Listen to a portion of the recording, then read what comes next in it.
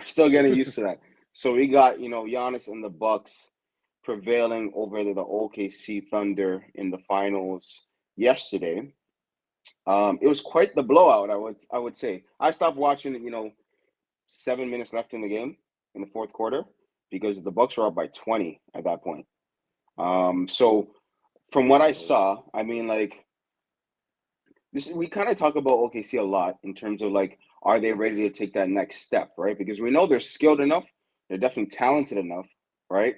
But they almost look like, Boston before. I think I compared them to like 2022 Boston, where like, they're Hmm. there, they're good enough, but they're gonna get big broed from time to time. And I think they kind of got big broed by the Bucks, right? From the maturity and the experience and the age of the Bucks, right? Facts. I think like they had like a press conference, a mini press conference the day of, and I think I heard Dame say that. He said, they're young, they're talented, they play great basketball, but we're experienced. You know what I mean? And that's coming from someone that has no type of like trophy hardware, nothing, right? Besides besides the rookie of the year, right? Of course, Giannis and the Bucks, Middleton, Bobby Portis and those guys, they've won the championship 3 years ago now at this point. So they Yep. have some maturity, some experience of like some meaningful basketball.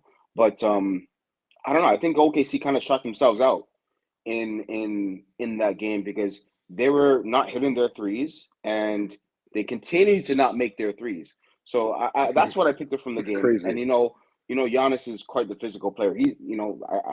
I, I would hate to play against him. You know what I mean? Yeah. Hmm. So I think that's kind of what happened yesterday. What was your take on that final game? Well, I mean, you forgot to give the number one person that needs the most respect. That's Darvin Ham, bro. He's 14-0 in NBA Cup games, bro. Come on, bro. Put some respect on the man's name, bro. The man was on the coaching staff of the NBA of the NBA Cup finalists both years, so we have to put some respect on the man's name. Don't forget And Doc they're yet Rivers. to He's had lose a game. they have yet to lose a game under thing. But yeah, to kind of harp on the 3 point shooting, the OKC Thunder are not a great 3 point shooting team. They're not one of the better 3 point shooting teams in the NBA. Shea himself, even though he's a really good basketball player, great basketball player, my MVP at the moment, Yeah. his three ball is not it. Is not it. And I think he took like 9 threes yesterday. And I Jeez. think this is what's part of the NBA these days, bro. It's like these guys keep shooting, shooting, shooting. They're missing. Like they'll be like 0 for like 8 and still shoot.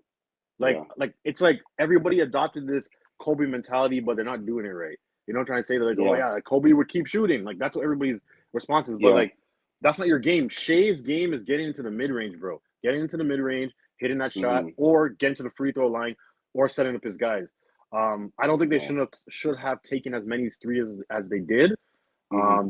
But it's funny. It's funny. I was driving to work earlier today, and I was thinking the same thing. I'm like, yo, I'm gonna ask this guy if Milwaukee Lil Bro them, and then you already said it. So then I guess we're on the same page with that. Because like, bro, I just saw nobody could stop Giannis, bro. It was like Yeah. nobody. Hardenstein couldn't do nothing. People are saying, oh, Chet wasn't there. I don't know if Chet's thin frame will be able to stop Giannis because Giannis is a No, I don't think that locomotive. would have made a difference. It would have made a difference. You know what I'm trying to say? And then Dame was hitting his shot. So when those two are clicking, bro, the sky is the limit for that team. So and also let's put things in perspective as well. Like I think since maybe the last 10 games or so, the Bucks have beat them 8 times. So I Oh mean, wow. is it 7 or 8 times? Is it surprising they won? Not really. I had the Milwaukee Bucks Yeah. winning this game. Um, but yeah, it also I don't know if you recall me like I think I said this at the beginning of the season. I was like, OKC, I don't know if they're that next championship level team yet. They're a great regular season team, 110%. I Yeah. wouldn't be surprised if they made the finals, but I also wouldn't be surprised if they get knocked out in the second round by a veteran team or something like that. I don't know if they're there yet. I think they need Yeah. maybe a 1-2 shooter, come together and see what happens after that. Oh, so you think that they're still short of NBA championship caliber talent? Like they need a couple more shooters, is what you're saying. Maybe a 1-2 shooter to get them out of these spots because like who's a shooter on that team? Nobody's a great shooter on that team.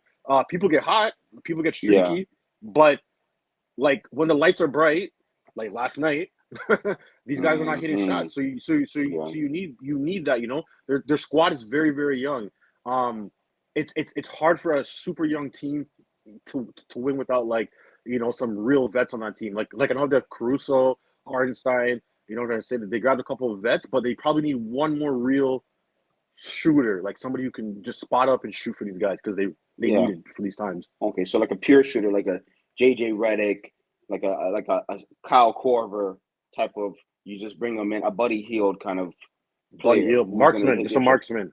Just a Yeah, marksman. Okay. Okay. Fair enough. facts. Yeah. I mean, out of all that, they're kind of like, yeah, like as you say, like Shea is a good shooter, like sure, good to great shooter, maybe in the mid range, not necessarily shooting 9 threes. That's just not his game, right? And I think, I think you call it like the Kobe mentality, like just keep shooting. You're like you just keep shooting.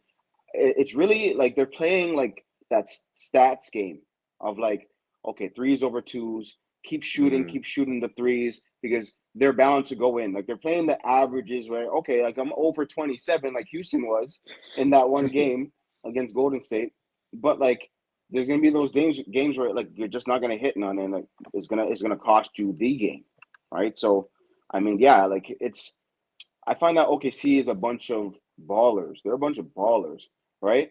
And sometimes to win the important games, you need the gritty guys, you need the defensive guys, you need the guy that's going to go grab X amount of boards or stop so and so on the other team. And they had no answer for Giannis and Dame, right? Like Dame is averaging 25 and 7, right? And Crazy. I had this debate with Arthur, Arthur. And I was saying Trae Young's been playing great basketball, 21 and 12. And he's like, what's the difference between 25 and 7 from Dame? That's still, 40 plus points, right? Plus, he's much more of a lethal scorer. So I'm like, I kind of see your point. More, So, more efficient too, way more efficient. yeah, yeah, exactly. Trey's not that efficient at all. Yeah, yeah, yeah. No, that's a good point too. But when those two are clicking, and like as you mentioned, Giannis is playing, out of his mind. Like he's playmaking.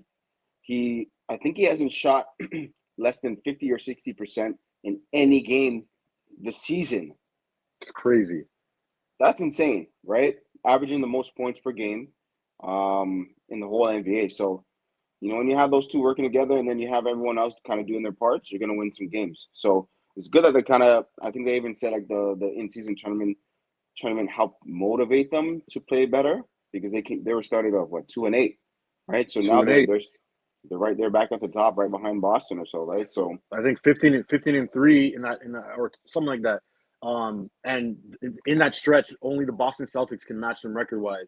So yeah, this is what Milwaukee. This is why I had them as my championship favorites last year because when Giannis is healthy, bro, like what we're seeing is normal. You know what I'm trying to say? yeah, Besides, like outside of the mid-range game that he's kind of developed, and outside of him maybe scaling back on taking threes, this is Giannis, bro. He is yeah, dominant, bro. Like it is yeah, hard. And if you watch everybody's defense, that wall, bro, that wall.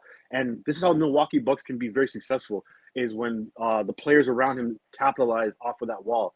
Because when yeah. Giannis has the ball and he's dribbling and that wall comes in, it opens up the corner three more than likely. Mm-hmm. Bro, Yep. easiest shot in the NBA. I mean, sorry, easiest 3-point shot in the NBA. And boom. And that's what happened last night, bro. They try to stop him, could not be, bro. He looked like a Yeah. grown man amongst boys, bro. It was Yeah. crazy, Like man. I saw one play, he was just driving in and he just moved Hartenstein out the way. That's what I'm saying. Completely removed him out the way. Like it doesn't matter if there's Hartenstein or Chet, it went the same way. You know what I mean? Facts. So yeah, like they're balling. They're gonna be excited to see.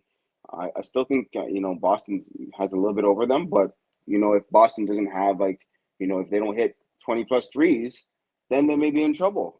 Against a team like the Bucks, right? So yeah, the Facts. East is looking quite interesting nowadays. So it's good to see a little bit of momentum from